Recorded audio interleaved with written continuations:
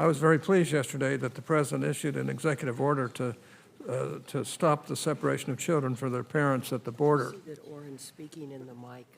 I am trying to. As you know, I led a letter the day before to the Attorney General asking for a moratorium on family separation while Congress works out a legislative solution. My staff also personally reached out to the White House. I was pleased to be joined by 12 of my Republican colleagues on that letter.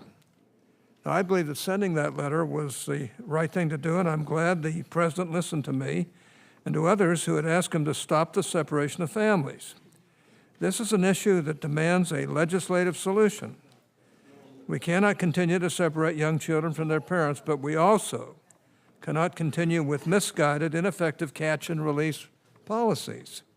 I concluded my letter by saying that I believe a reasonable path forward can be found that accommodates the need to enforce our laws while holding true to other equally essential values. Senators Cruz and Tillis have both introduced legislation that I've co-sponsored and that I believe constitute reasonable paths forward. Their bills require immigrant families to be kept together during the pendency of immigration proceedings, with certain appropriate, narrowly drawn exceptions, such as when there is a threat of harm or abuse to a child. Their bills also authorize an increase in the number of immigration judges to enable speedier processing of parents and children who are apprehended at the border. Importantly, these bills would not return us to a world of catch and release. And I might add, catch and release is not an effective way to enforce our immigration laws.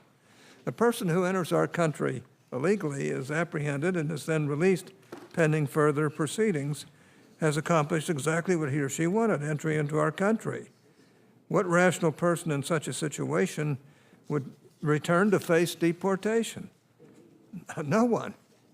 We need to be humane, but we also need to enforce our laws. Separating children from their parents is inhumane.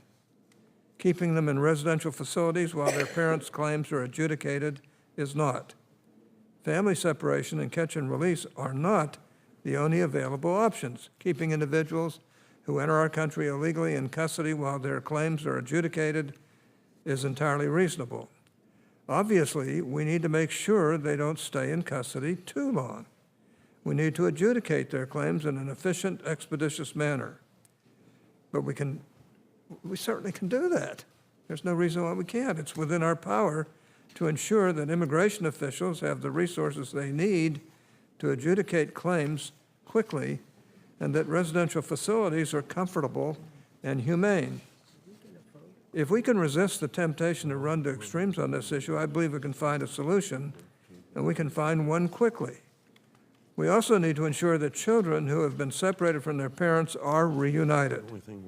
I'd also like to take a minute, Mr. Chairman, to thank you for listing the Music Modernization Act on the agenda today. I've been working for years to update our music laws to make sure that they are fairer to songwriters and their content creators. As a songwriter myself, this issue is personal to me. The Music Modernization Act is the product of extensive negotiations across all sectors of the music industry, from songwriters to publishers to record labels to digital media companies. The level of music industry support behind this bill is virtually unprecedented. I've tried to be as inclusive as possible in negotiating the bill so that all sides have an opportunity to be heard. And I hope you will continue that approach, Mr. Chairman, as we head into markup next week.